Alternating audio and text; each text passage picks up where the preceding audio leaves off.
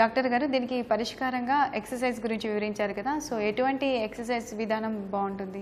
ఈ pelvic floor exercises అని చేయాలమ్మా. ఈ ఎక్సర్సైజెస్ని కేగెల్స్ ఎక్సర్సైజెస్ అంటారు.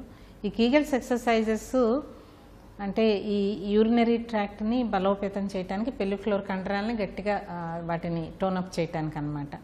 అయితే ఈ ఎక్సర్సైజెస్ అనేవి ఏదో ఒక రోజు 2 రోజులు నెల రోజులు చేస్తే అది మనకి ఫలితం ఏమీ ఉండదు.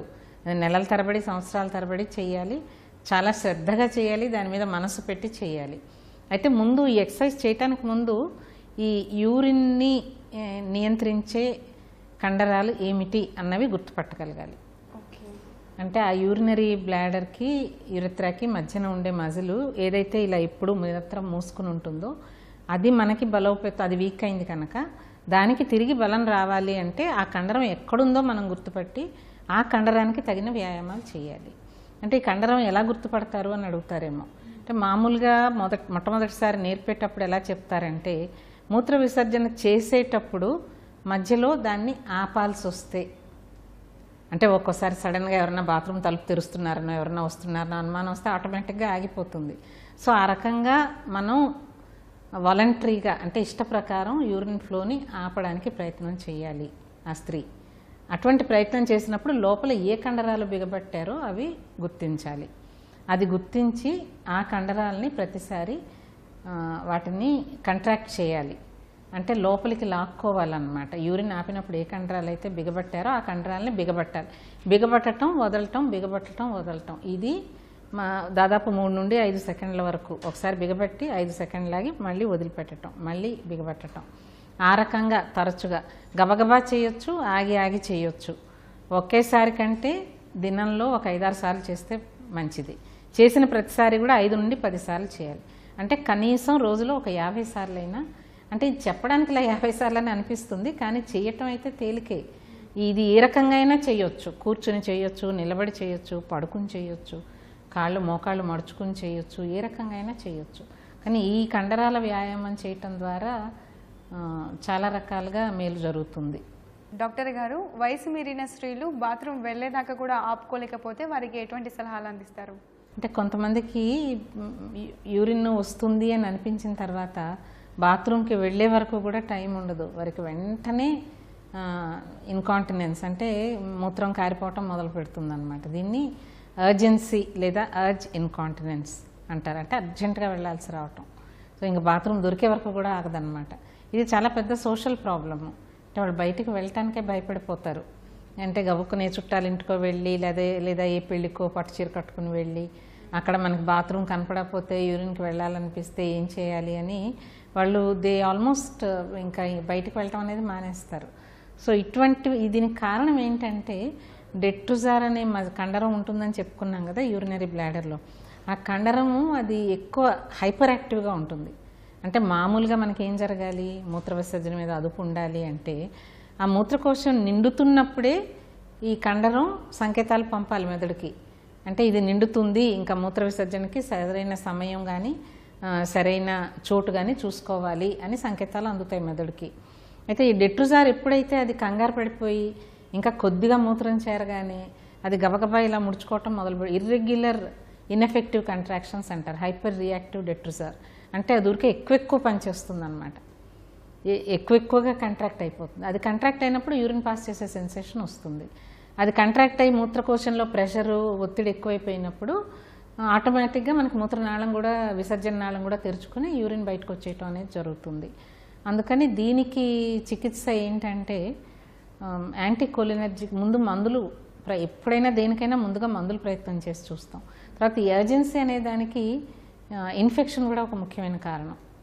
వేరే ఇబ్బందులు ఏమీ లేకపోయినా కూడా ఈ ఇన్ఫెక్షన్ ఉన్నప్పుడు డెట్రుజార్ మజిల్ ఎక్కువగా కంట్రాక్ట్ అవ్వటం జరుగుతుంది.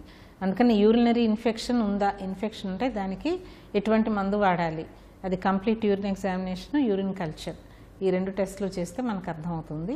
కల్చర్ అండ్ సెన్సిటివిటీలో ఏ మందు అయితే పనిచేస్తుందో చూసి ఆ మందు వాడితే మనకి ఇన్ఫెక్షన్ తగ్గితే ఆటోమేటిక్గా అర్జెన్సీ కూడా తగ్గిపోతుంది.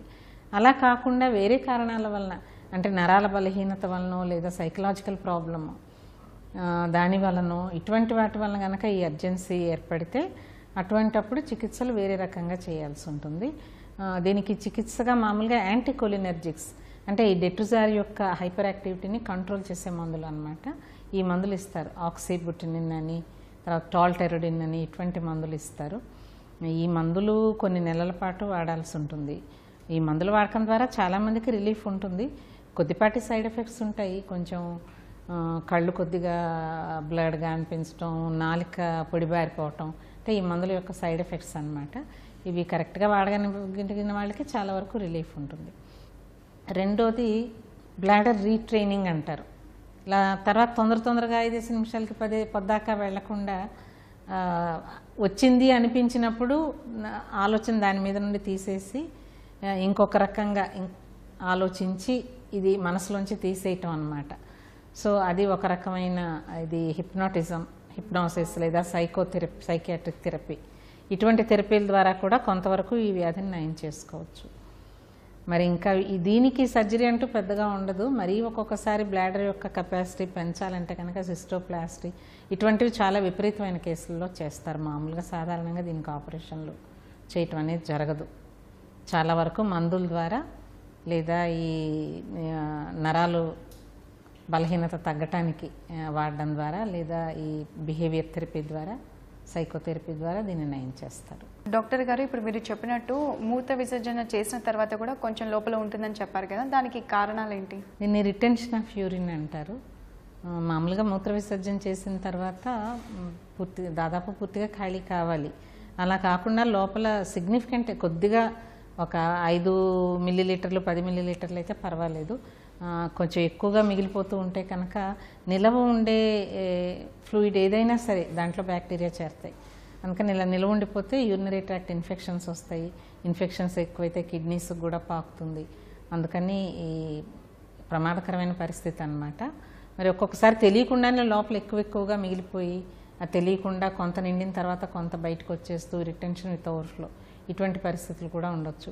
దీనికి కారణం ఏంటంటే ఈ నిండిన మూత్రకోశం నిండిన తర్వాత కూడా ఈ డెట్రుజార్ మజిల్ మన మెదడుకి సంకేతం పంపించటం లేదు. ఇది నిండింది, వెళ్ళి ఖాళీ చేయాలి అన్న సంకేతం అందటం లేదు. ఇది ఎందుకు జరుగుతుంది అంటే ఆ డెట్రుజార్ మజిల్ కండరం బాగా బలహీనం అయిపోయినప్పుడు జరుగుతుంది. ఇది వయసు వలన కావచ్చు, నరాల బలహీనత వలన కావచ్చు, పక్షవాతం వలన కావచ్చు, లేదా వెన్నెముకల్లో నరాలు దెబ్బతింటం వలన కావచ్చు. దీనికి కొన్నిసార్లు మానసిక రుగ్మతల వలన కూడా వారికి మెదడుకి సంకేతాలు అందుతున్నా కూడా తెలియకపోవచ్చు. సో ఇటువంటి పరిస్థితులు అన్ని కారణాలు ఉంటాయన్నమాట.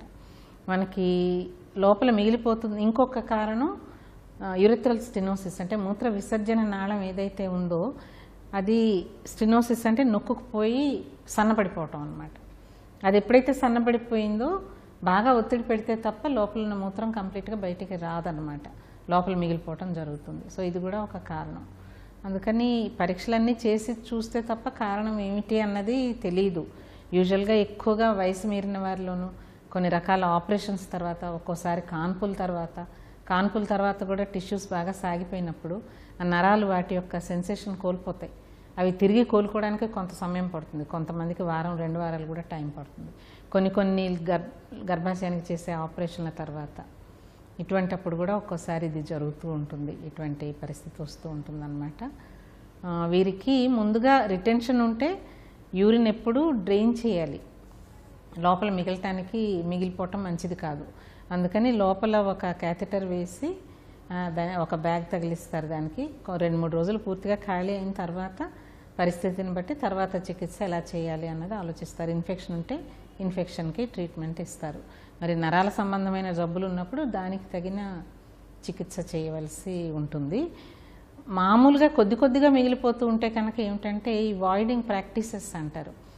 అంటే విసర్జన చేయటంలో కొన్ని మెలకువలు నేర్పిస్తారనమాట.